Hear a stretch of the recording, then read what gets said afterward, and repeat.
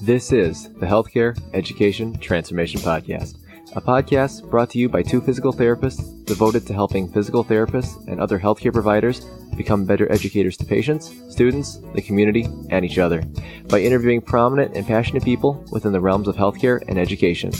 The Healthcare Education Transformation Podcast is intended literally for educational and entertainment purposes only. No clinical decision-making should be based on only one source, and therefore this podcast should not be used as personal medical advice. While care has been taken to ensure accuracy, occasionally mistakes and factual errors can be present, as we are only human. This is our journey on the road to becoming better educators, so get ready with your pen and paper as class is about to begin. Welcome to another episode of the Healthcare Education Transformation Podcast. My name is Brandon Powen, and I am joined as always by my co-host F. Scott Field. Today we have the one and only Dr. Ricardo Fernandez. Now, Ricardo has been working as a PT for the past 28 years, and he quickly rose in the healthcare profession and has worked in a variety of settings, including acute care, outpatient, private practice, and in education. With his educational background, he has also been an adjunct instructor at Governor State University, Morton College, Northwestern University, and Oakton Community College. He has served as a clinical instructor for 87 students during their clinical affiliations throughout his career. Ricardo has also been involved with protecting the public, as he has written PT licensure exam questions and orthopedic specialty exam questions for PTs, sitting for the board certifications in orthopedics. He was reappointed to serve on the Illinois Physical Therapy Licensing and Disciplinary Board in 2012 and has served as chairperson until 2016. And he has also generated his time generously to community-based organizations, and he has presented over 150 physical therapy and health-related lectures to various groups. Additionally, he has presented over 150 professional presentations across the country to physical therapists and other healthcare professionals for continued education. He is a licensed PT and a certified strength and conditioning specialist, and he's currently enjoying clinical practice and also doing clinical education as well. Now, I first met Dr. Fernandez when I was in PT school at Northern Illinois University, and he came in to talk with our DPT class, and I was really amazed at his vast knowledge and experience with so many aspects of PT, from the clinician side, being a clinical instructor, a regular educator, and a board member, and so many others. Dr. Fernandez, thank you so much for your dedication to the profession, and we're so lucky to have you on the show. Is there anything that you'd like our audience to know about you that I left out of your intro? Well, first of all, thank you so much for having me. This is quite a pleasure to be able to share my experience with you, and I'm just glad to be invited. Yeah, look, you have a very complete bio there. The only thing that I think that I was a full-time professor at Northwestern just for 4 years. And then I went back into clinical practice, but I did my research there, my PhD research looking at knee injuries. But other than that, you have a quite extensive bio that you have complete there. Excellent. Ricardo, with your experiences ranging among the clinical, educational, and the administrative roles throughout the course of your career, do you think you could tell our audience a little bit about your journey into the educational roles, including being a CI and an adjunct professor? Sure, thank you. What happened with me, I was working at an acute care hospital, Ingalls Hospital in Harvey, and about 6 months into it, a lot of our staff, it was all women that I work with, were pregnant or were unable to take a student. So about 6 months in, I had my first experience with a student. And I learned very quickly that as a CI, you learn a lot about teaching and about the profession, how to explain yourself, documentation, and I really enjoyed it. It was a good experience for me and the student, even though I was a very new CI. I was able to find ways to make it a meaningful experience for her. And it's something that I always enjoyed. And I always thought that we have a responsibility to give back to the community, because me being a physical therapy student back in the day, I had 4 CIs. So I thought I'd at least take 4 students just to make it even. But I really enjoyed the experience so much, and I felt I grew so much that I continued to take students. So once I started taking students, I realized I had to learn more about how to be effective as a clinical instructor. So I went through APTA's Credentialed Clinical Instructor Program, and I got to learn how to deal with students that were either exceptionally bright or needed guidance and documentation to support their deficits. And the more I started going into clinical education, the more enjoyable it was, the more effective I became as a clinical instructor. And yeah, I've had 87 students, and one of my students right now is my boss where I work. Another one works with me. They've gone on to have great careers, and you take a lot of pride in seeing your students grow. And when you teach in the academia, you don't really see the growth, but in the clinic, every day you see the student become more like you and more effective as a physical therapist. And I always chuckle, and I always know the students made it when the patients ask to see the student instead of me. And that's something that I always look for is like, okay, that's good. The patient rather have you, even though you're a student. That's wonderful. You're doing the right thing. And so I found it real enjoyable to be a CI. And then once I became a CI, I started communicating with the ACCEs at different schools. At Governor State, I took students in Northwestern. Then they started asking me to come and be a lab instructor. So I would go to Northwestern and Governor State, and I would sit in and be a lab instructor, help with basic anatomy and kinesiology and movement. And they had me come in and role play and then start getting more involved. And it all stemmed from taking students and just having the willingness to teach and to be there and help guide someone. And it's really opened a lot of doors for me. And like I met Brandon at Northern. Last year, I lectured at 9 different colleges last year. So it's nice. You get to go in these colleges. I went to NIU, Fox, UIC, Governor State, Rosalind Franklin, Morton, Rain Valley, a couple of grade schools. You go in there, you get to do your thing, and you get to leave and go back and do what you love. And that's clinical practice is number one for me. But I think getting involved, taking a student, being willing to be a lab instructor has really helped a lot. And then when I was working at a large company, Health South, I was one of the younger therapists there. And so I took all the classes I could take, and I've taken over 300 CE courses throughout my career of 28 years. And when you go to these courses, you start to know the teachers. And so they started asking me to come and be a lab instructor. So I started getting more experience with teaching knee courses, ankle courses, shoulder courses, and really expanded my network of people that I knew. So I got to work with people like Kevin Wilk, a real famous, physical therapist. I actually volunteered to become a therapist under him, but I taught with him. And you hear him teach, and then you wonder how I would have taught, and you really get to be a better instructor by watching others. And then I think also the network increases. So once you have ability to do some adjunct teaching, once openings happen at the colleges, they give you offers. They want to get you to come and do more. But I think it all started from first having a willingness to teach, taking a student, being open to new opportunities, and also community presentations. I've done hundreds. I go to all these schools and I donate my time and I practice my speaking skills. I practice advocating for our profession. And when you do this, and when you teach in the clinic, you practice your anatomy, you practice your movement, you practice your exercises, and it makes you more effective as a teacher, I think, to have all those different levels of exposure. Oh, absolutely. I'm sure. And, and with your experience as an educator, I'm sure you've learned a lot of things about, yourself and how you treat even too. And I tell you, my patients love when I have a student because I will explain something in a very technical manner to the student, or the student explains it to me very technically, and then we bring it down to English real quick. And I think that's a good skill to have, is to translate from medical lingo to common sense lingo.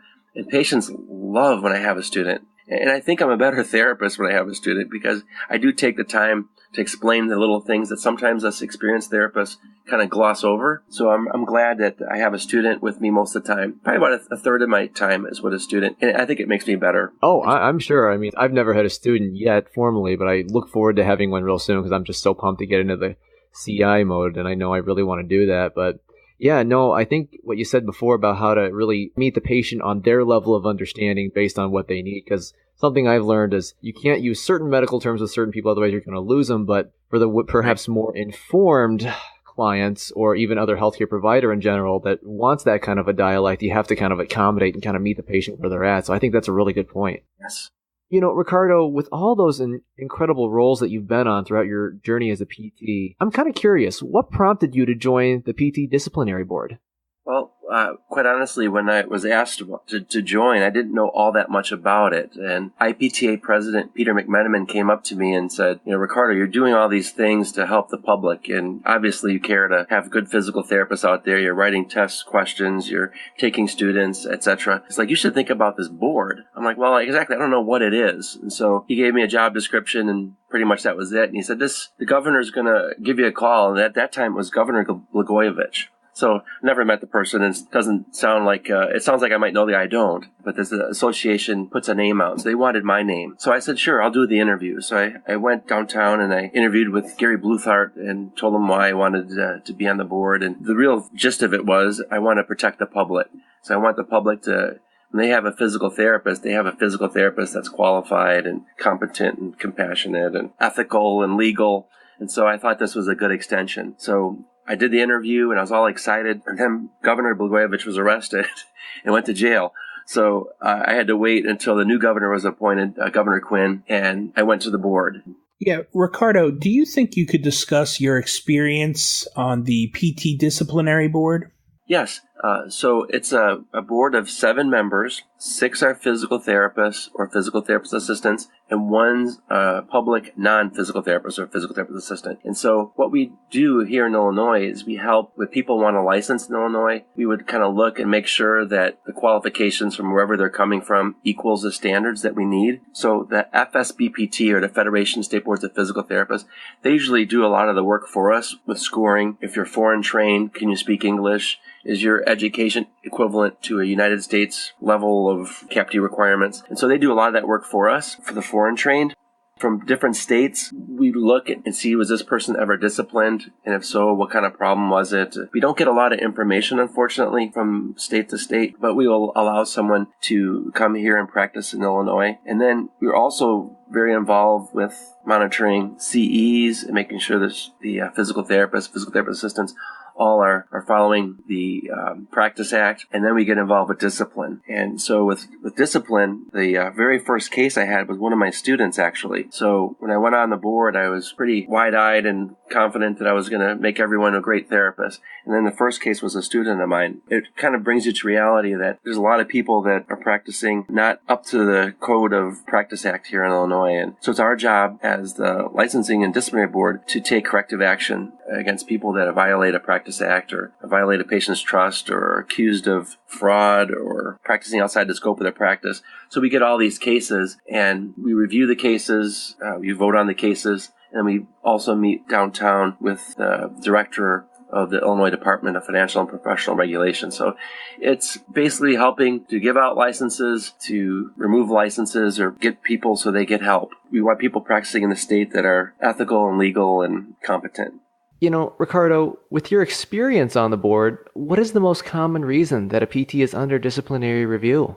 Here lately in Illinois, I came off the board in April. I was on for 2 terms plus 6 months, so 8.5 years. But right before I came off the board, we had a rush of complaints on physical therapists performing dry needling. So we had about, all of a sudden in a few-week period, 18 complaints of people saying that physical therapists are practicing outside their scope of practice in dry needling. Because here in Illinois, there was an unofficial ruling in 2014 where dry needling was said to be outside the scope of practice for a physical therapist by a lower level person in the Illinois Department of Financial and Professional Regulations. So once that happened, physical therapists really cannot practice dry needling here in Illinois. We had a group of therapists come before the board probably about 6 years ago, and they presented what dry needling is and asked if the PT board thought it was within the scope of practice, and we unanimously said it was in the scope of practice. So the PT board does not have a problem with dry needling, but there's many boards under the ITFBR. So the medical society is actually the acupuncturist that had a problem because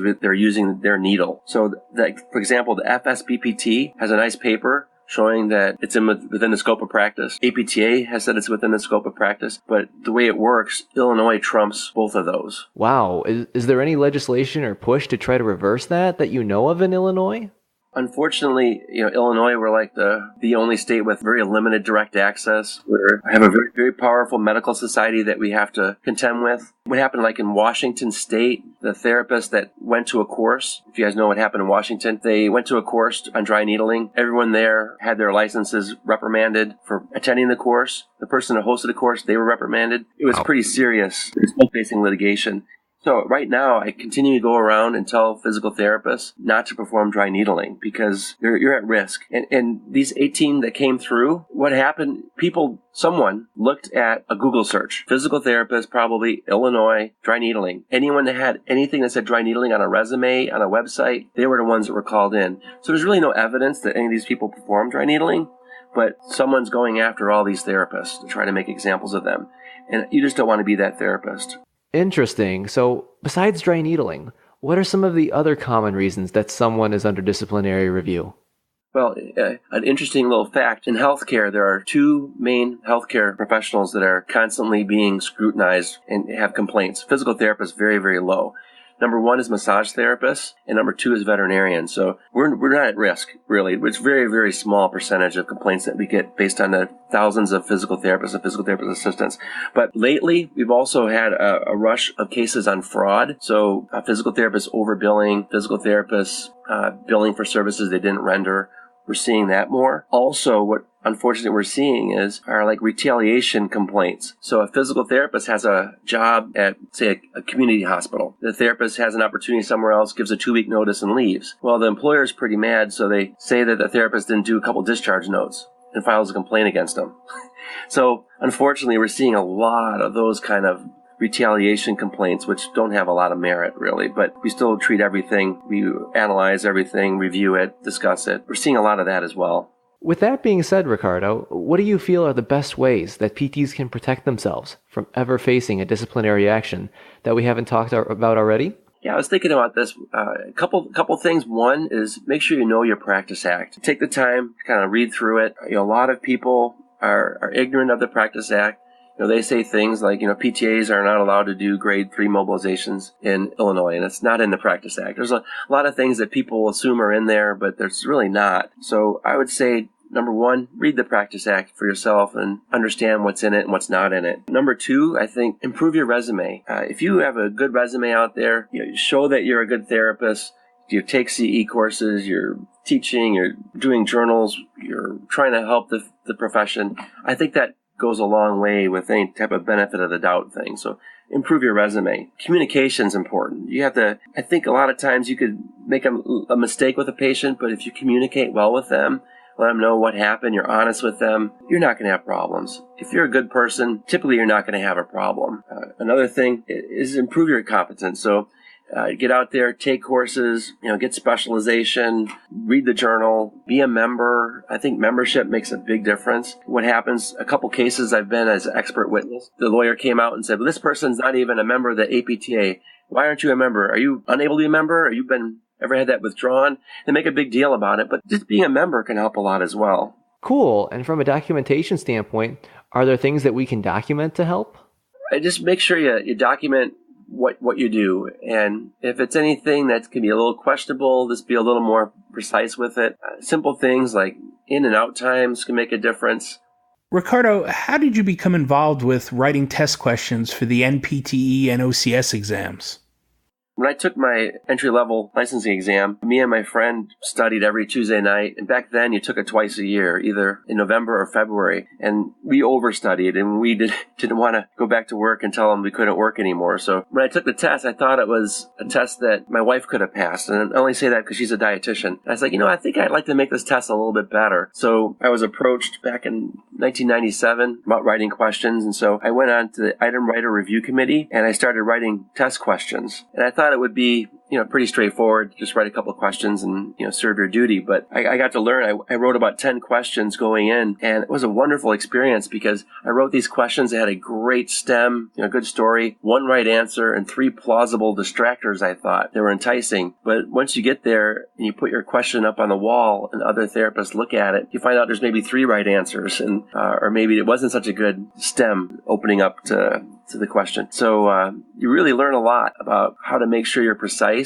And also, there's more than one answer. So for example, if you have someone that has numbness in their middle finger, there's dermatomes in different charts. It'll tell you which dermatome it is. The middle finger seems to be the most consistent, but the fourth finger or the second finger, they tend to have multiple overlaps. So you have to make sure that in any book that's out there, that C6, for example, is not the middle finger in any of them. So it really opens you up to other texts and other references and other therapists' opinions. So I really enjoyed it. And then with the specialty exam, I took the specialty exam, and I'm a very fast test taker for the OCS. And so when I took the test, it took me pretty much all 7 hours to do it. And I thought it was more a reading comprehension. I thought it was way too much information in the STEM. There's things in the STEM I didn't need to read about. So I thought they were just trying to test our reading proficiency. And I'm a very fast reader, and I didn't like it. So I just volunteered to help write the test questions for the OCS. And again, it was eye-opening. When you work on a specialty exam, it's a little higher level. There's a lot more that's going into it, and it really was helpful to go through that process as well. But after 9 years of writing test questions, I felt a little bit worn out.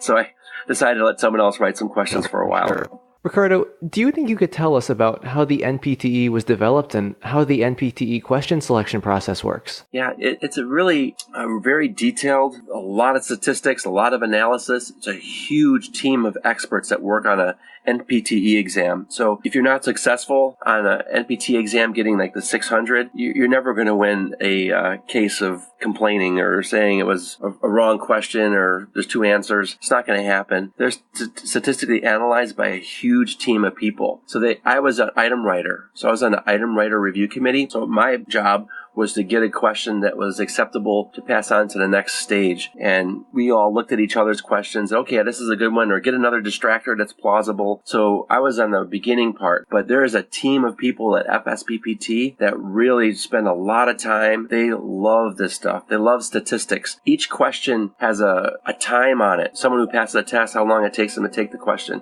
It has pass-fail rates for each question. Each test version out there has a different pass rate because it depends on the questions. So there's a lot of work that goes into it. I can speak on behalf of just for the part of the item writers, but if you go to the FSBPT website, they have a pretty good list of information for anyone that's interested in learning about the process. And if you're already a physical therapist, there's opportunities to become a content expert. There's 9 areas of specialty within the APTA, and if you're open to new ideas and you don't shy away from being challenged, you're open to criticism, then I would look into writing test questions. It was a great learning experience for me. And I also think it helped with writing test questions when I went to teach at a PT school. What do you feel are some of the strengths and limitations of the NPTE?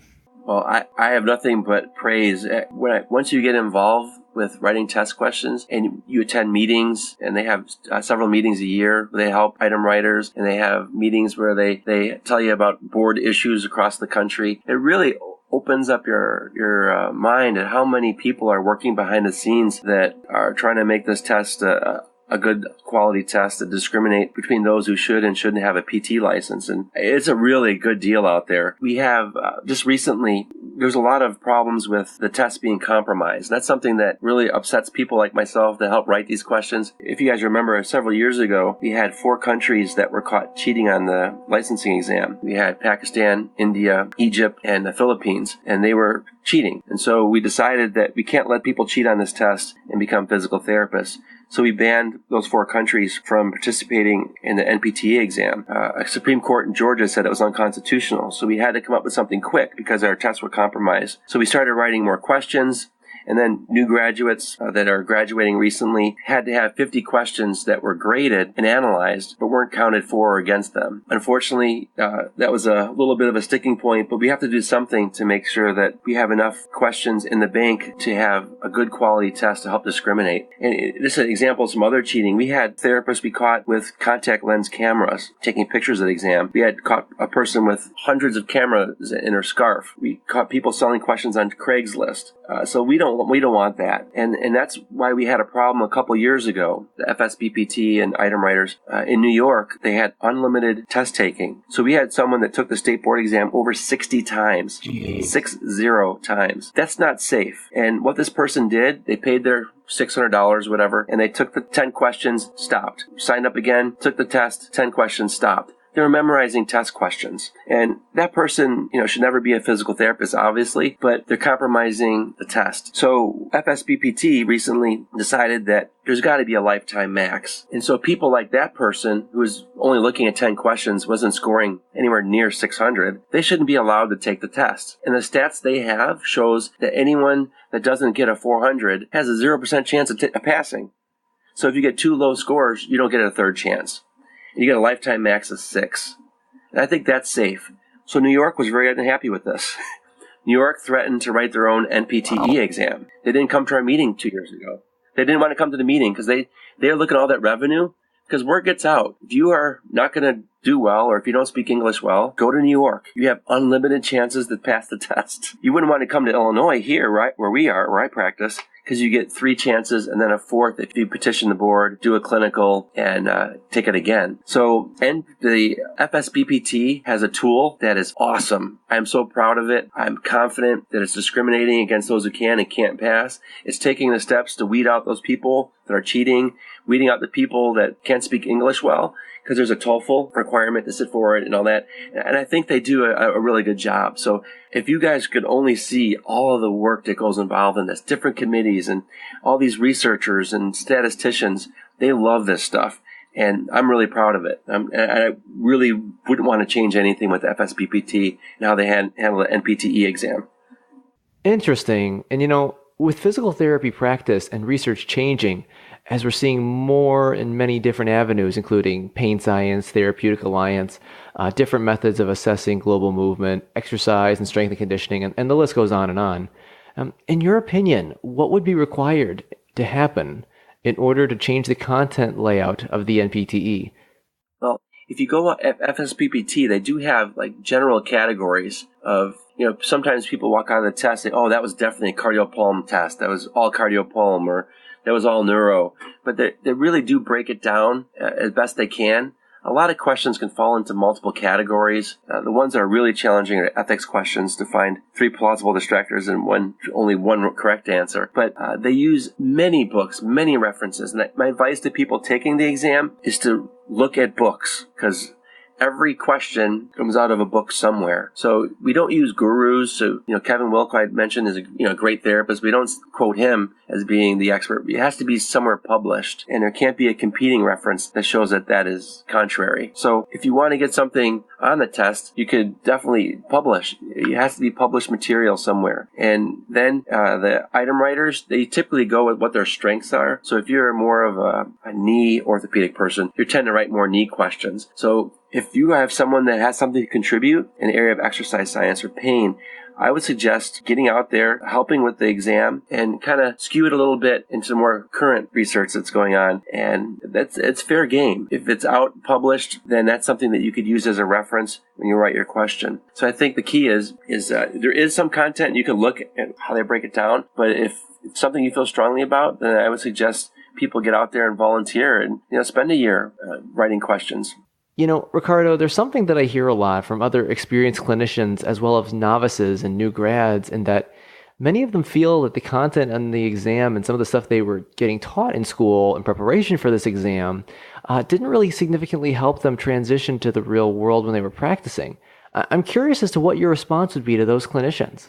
Yeah, there's, one of the things that we have to keep in there are things like that aren't that well used anymore, kind of like diathermy. If we take it out of the content area, then we can't make that a scope of our practice anymore. So I think a lot of people are hesitant to take certain things out. That's not like a big focus, but still there are things that are taught in PT school that have to be kept in the bank of questions on an item writer test just to keep it within the scope of practice. There's groups that do practice studies. If you remember a few years ago, back in the 90s, they looked at the relationship between a PT and PTA. It was on the road with Joe, did it, and Joe Black with the APTA.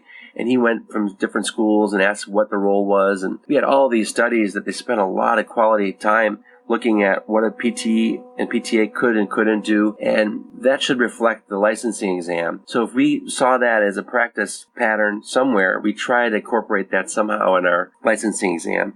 But that's like the politics of it. We're trying to keep what we have and continue to do what we can do. In order to do that, we got to keep that in our scope of practice. Ricardo, do you think that we need to change the content that's being taught in schools? Like, for example, we spend a lot of time learning about certain modalities such as ultrasound, but, the evidence really doesn't conclude it's really that overall effective?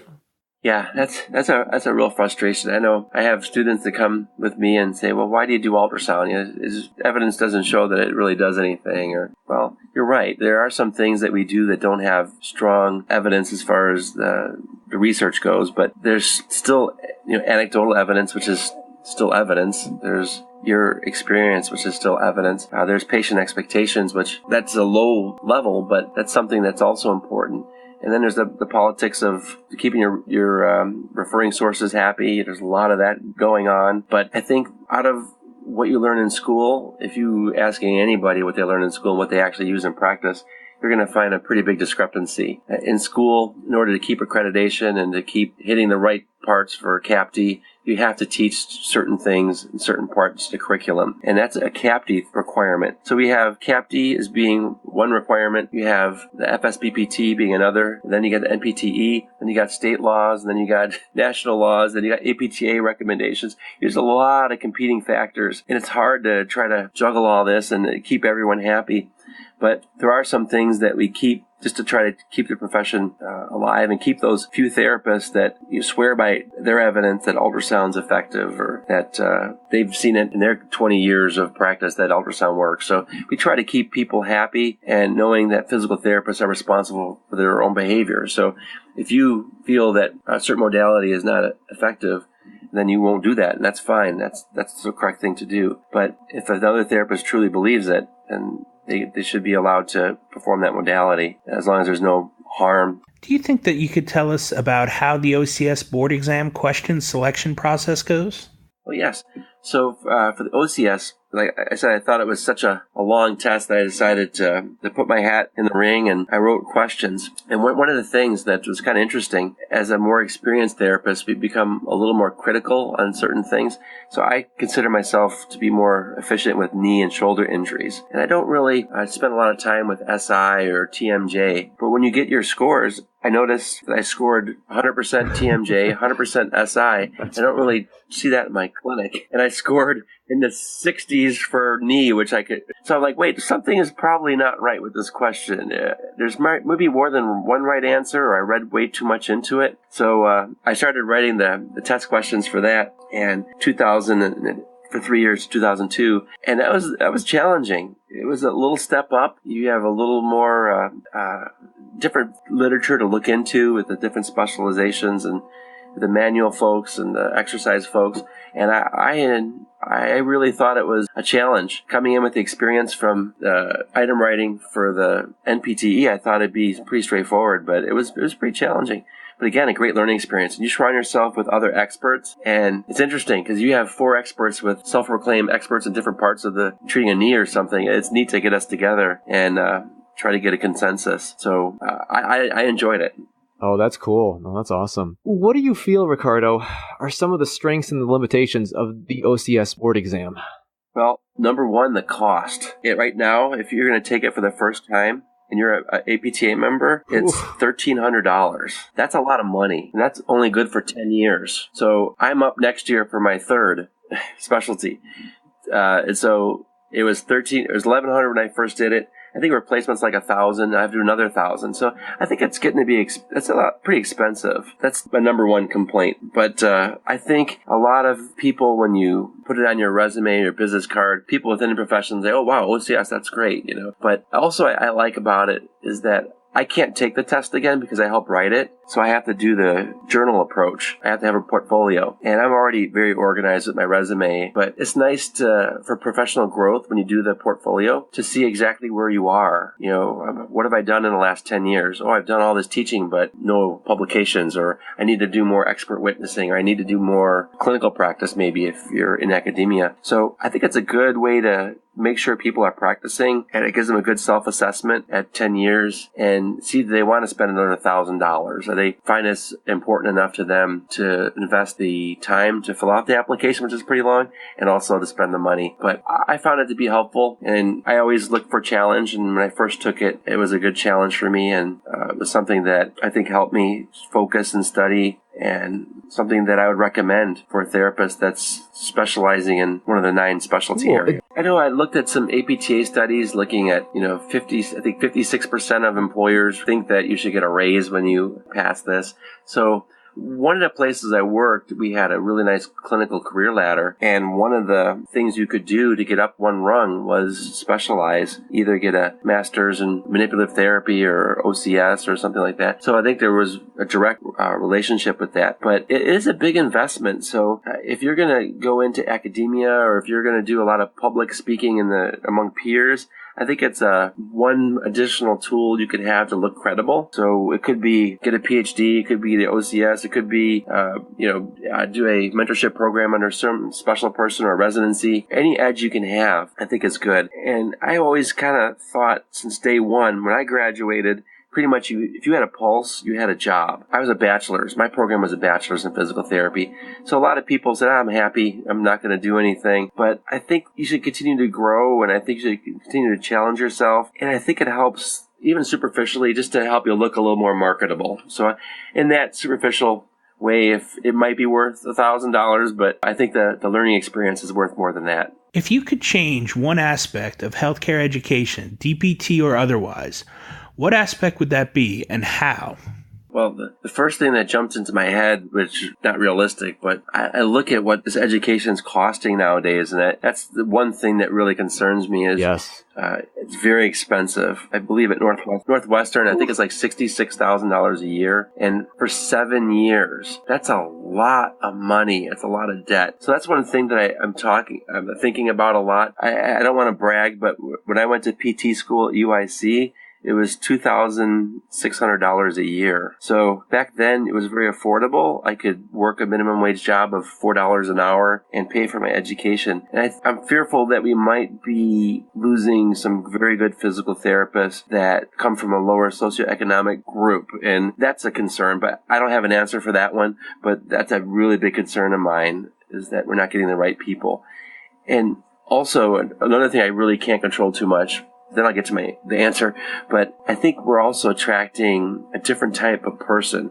Back when I was applying for physical therapy school, we had a lot of people apply. But now I think it's you need a GRE score so high. You need a GPA, which is really, really high. You need these things that are very, very high. And I think a lot of people might have stories or some things going on in their lives that maybe they aren't great on a GRE, but they could be a great physical therapist.